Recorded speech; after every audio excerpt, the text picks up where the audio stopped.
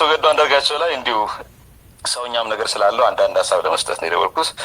እንደ አጀንዳም ስላነሳችሁት በእውነት በጣም ነው የማመሰግነው። አንዳንዴ በማህበራዊ ሚዲያ እንዲህ አይነት ነገሮች ይነሱና በቃ ሰፊ ጽንፍ ይዘው ሰዎች ወደ ተሳሳተ መንገድ ይሄዳሉ። ምን ያክል የተሳካ እንደሆነ ባላቅም እንደዚህ አይነት ውይይት አድርጋችሁ ግን ሰዎችን ከመስመር ለማስያዝ ስርዓት ለማስያዝ የምታደርጉትን ጥረት አደንቃለሁ እና እኔም ትንሽ ተከታትያለሁ። የአቶ ገዱን መልስ አልሰማሁም ወይም ገና አላነበብኩኝም። ግን ትንሽ ሀሳብ መስጠት የፈለግኩት መጀመሪያ በጣም አሳዛኝና አሳፋሪ የሆነ ሞቲቭ ነው ይህንን ነገር ያደረገው ሰው።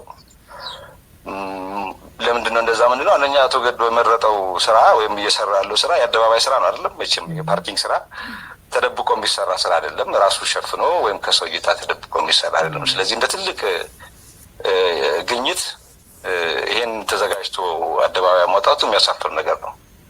አሪፍ ነገር ነው ያነሳው ጥሌ። በነገራችን ላይ ማለት ይሄ ቪዲዮ ሳይወጣም በፊት እኮ ዶክተር ገዱ አንድ ሁለት ሚዲያዎች ጋር በነበራቸው ቆይታ እኔ ወዛደር ስራዬን እየሰራው እንደዚህ የቀን ስራዬን እየሰራው የሚል ተናግረዋል። እና ልክ ነህ። ምንም ራሱ ያልደበቀውን ነገር ማይደበቅን ነገር ነው ልክ ለማጋለጥ የተሞከረው።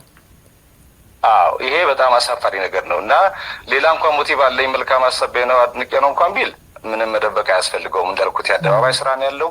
ወርዶም ቢያናግረው ሊያናግረው የሚችል ነገር ነው። አክብሮቱን የሚያሳይበት ነገር አለ። በጣም ያሳፍራል። ከዛ ውጭ ግን በዚህ ጉዳይ ላይ እንደዚህ አይነት ከግለሰቦች ባሻገር ወጣ ብለን ማህበረሰባዊ የሆኑ ትልልቅ ጉዳዮችን የሚያሳዩ ናቸው ብዬ ስለማምን የደወልኩት እንጂ አሁን የአቶ ገዱ ጉዳይ የአንድ ሰሞን የሶሻል ሚዲያ ጎርፍ ነው። ከዛ በኋላ ያልፋል። ግን እኔ እንደ ማህበረሰብ ያየሁትን ፌስቡክ ላይም ስመለከት ሁለት ጽንፍ አለ። መቼም ግራጫ ጠረጴዛ የለንም ብሏል ነቢይ መኮንን እና ግራጫ ጠፍቶብናል። ስለዚህ ወይ ነጭ ነው ወይ ጥቁር ነው። እኔ በሁለቱም መንገድ ተገቢ የሆነ አቋም እየተያዘ ነው ብዬ አይደለም ነው በማህበራዊ ሚዲያ በኩል ያለው። በዚህኛው በኩል ያለው አቶ ገዱን በቃ ንጹህ የሚያደርግ እንደውም ከማንኛውም አይነት የሙስና የሚሆን የምናምን ጉዳዮች ላይ ንጹህ የሚያደርግ መሆኑ ማረጋገጫ ተገኘ የሚልም ጽንፍ አለ። እሱም ፕሪማቹር ነው ብዬ ነው የማምነው እኔ። ምክንያቱም አንድን አገር ውስጥ በከፍተኛ የፖለቲካ ስልጣን ላይ ለብዙ አስርት ዓመታት የተሰሩ ሰዎችን በተገቢው የህግ ፕሮሰስ መንገድ ነፃ ናቸው ካልተባለ በቀር አንድን ኢንሲደንት ወስዶ ቅዱስ ማድረግም ስህተት አይደለም። ማነው ስህተት ነው። እኔ አቶ ገዱን እንደዚህ አይነት ስርዓት ውስጥ ወይም ሙስና ውስጥ አሉ እያልኩ አይደለም። ለእሱም ማስረጃ የለኝም፣ ለዚህኛው ማስረጃ የለም። እሱም ጽንፍ ትክክል አይደለም። በዚህኛው ወገንም ደግሞ የአንድን ትልቅ ባለስልጣን በምክትል ጠቅላይ ሚኒስትር የሚሆን በውጭ ጉዳይ ሚኒስትር ማዕረግ ደረጃ የሰሩ የነበሩትን ሰው በዚህ ደረጃ ማግኘት ሰውን በጣም ይሄን ያክል ያናገረው ለምንድን ነው ብዬ ሳስብም እንደማስበቃለሽ ግልባጩ ነው የምመለከተው ነው። ግልባጩ ምንድን ነው? በማህበረሰባችን ውስጥ ማንኛውም አይነት የፖለቲካ ትልቅ ስልጣን ላይ ያለ ሰው ሀብታም፣ ዘራፊ እና በዛ መኖር የሚችል አድርጎ አምኖ ተቀብሎታል ማለት ነው ማህበረሰቡ።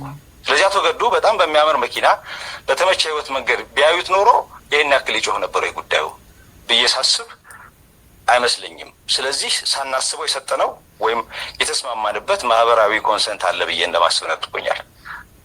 በዚህ ጉዳይ ተቆርቋሪ የሆነ ሰው ካለ እኮ ከዚህ ቀደም ከነበሩ ባለስልጣናት የሚሆን አሁንም ባሉት ባለስልጣናት ላይ በመንግስት የደሞዝ መጠን የማይገባ ሀብትና የኑሮ ደረጃ ላይ ያሉ በጣም ብዙ አሁን እንደዚህ እንደተሰራው ፓፓራዚ ሰርቶ ብዙ የህዝብ ሀብት የተዘረፈን ለማሳየት መጠቀም የሚቻል በጣም ብዙ ቪዲዮ መስራት ይቻላል። ይሄን ያክል ታታሪነቱ ካለ ለምንድን ነው በዚህኛው ጉዳይ ላይ እንደዚህ የተረባረበው ማህበረሰቡ እየሳስብ በውስጣችን ያለ ኤክስፔክቴሽን አለ ማለት ነው።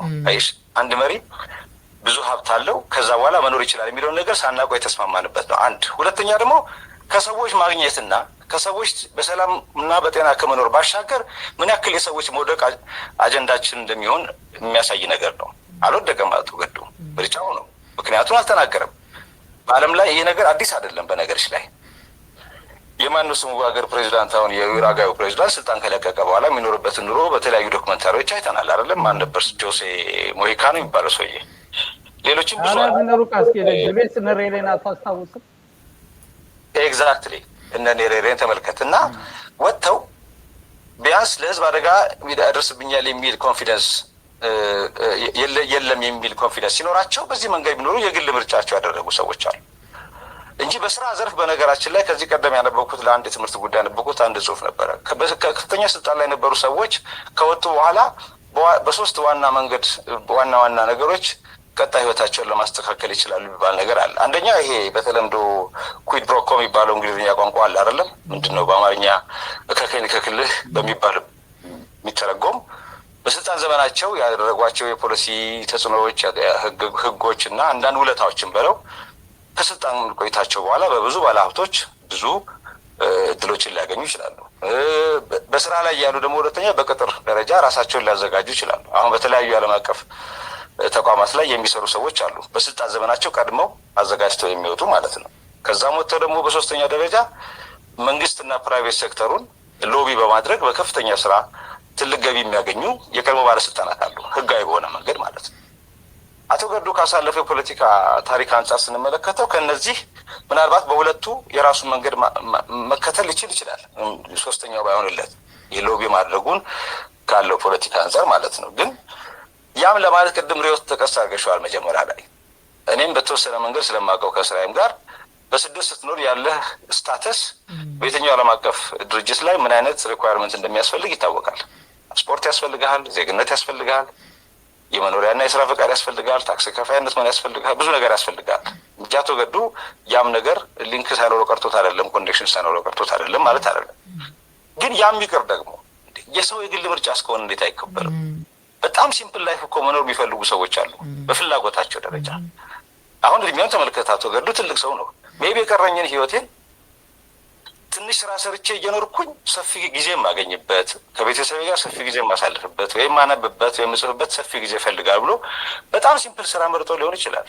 እኔም አንዳንዴ ውል ልብኛል አሁን በነገርሽ ላይ እንደው በቃ ሰፊ ጊዜ ማነብበት እና መጽፍበት አግኝቼ ምናምን ላለውኝ አይሆንለትም። ይሄ ምርጫው ከሆነስ ምኑ ነው የሚደንቀው? እዚህ ላይ ቢያገኝ ኖሮ እንደዚህ እንረባረብ ነበር ወይ? አቶ ገዱ የምናምን ዩናይትድ ኔሽንስ ስንት ስልጣን አገኘ ወይም እንዲህ አይነት ሀገር ላይ ካንትሪ ዳይሬክተር ሆኖ እየሰራ ቢባል ይሄን ያክል እናወራ ነበር ወይ?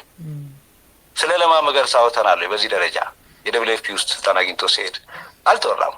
ይሄን ያክል ጉዳይ አይደለም። ምክንያቱም እንደ ማህበረሰብ ውድቀት በጣም ይስበናል ከሰዎች ማግኘት ይልቅ በበጎም ይሁን በመጥፎ ጎኑ ማለት ነው። እና ይህ ትክክል ያልሆነ አመለካከት ስለሆነ በዚህ በኩልም በመንግስት በኩል ያሉ ሰዎችም አንዳንድ በዚህኛው መንግስት የሚሆን በቀደመው መንግስት የነበሩ ባለስልጣናት እና በተለያየ ከፍተኛ የስልጣን ደረጃ ላይ ያሉ ሰዎችን በንጽጽር እያቀረቡ እንደዛ መሆን ሲችል ይሄን አጣ ብለው እንቁልልጭ ማለቱም ተገቢ አይደለም። ምክንያቱም ይሄኛውስ እንዴት ሄደ የሚለውን ጥያቄ ደግሞ ይነሳል። ገና እነዚህ ሰዎች ወደኛው ስልጣን ላይ በምንና እንዴት ሄዱ የሚለው ነገርም ይነሳል። በዓለም አቀፍ ድርጅቶች ውስጥ ስራ የሚገኘው እንዴት ነው የሚለው ሳይታወቅ በግል በአመለካከት የሚሰጡ ግንቶችም ተገቢ አይደሉም። ከሁሉም በላይ ግን እኛ እዚህ ውስጥ ምን አገባን? ዲስ ኢዝ ሂዝ ፐርሰናል ቾይስ። በቃ የግል ምርጫው ነው። ለምን አንተውለት? ለምን እዛ አሜሪካን ሀገር ጤፍ አብኩቶ እንጀራ አብኩቶ ለምን እንጀራ እያዞር አይሸጥም? እሱ መብቱ እኮ ነው። በቃ ዛት ሂዝ ራይት። በፖለቲካ ማንነቱ ያበረከተው ነገር ካለ እሱን ማመስገን፣ ያጠፋው ጥፋት ካለ ደግሞ በማስረጃ መውቀስ እንጂ ይሄን ያክል አጀንዳ መሆኑም ተገቢ አይደለም። ቅዱስ ማድረጉም ትክክል አይደለም፣ ማርከሱም ትክክል አይደለም እና በጣም ሊታረም ይገባል ለማለት ፈልጌ ነው። እንደው ትንሽ ከገዱ ባሻገር ብዙ ማንነቶቻችንን የሚገልጽ ጉዳይ ስለሆነ ነው የደወልኩት። ርዬ በጣም ነው የማመሰግናችሁ። እንግዲህ እናመሰግናለን ደውለህ ሀሳብህን ስላጋራህን።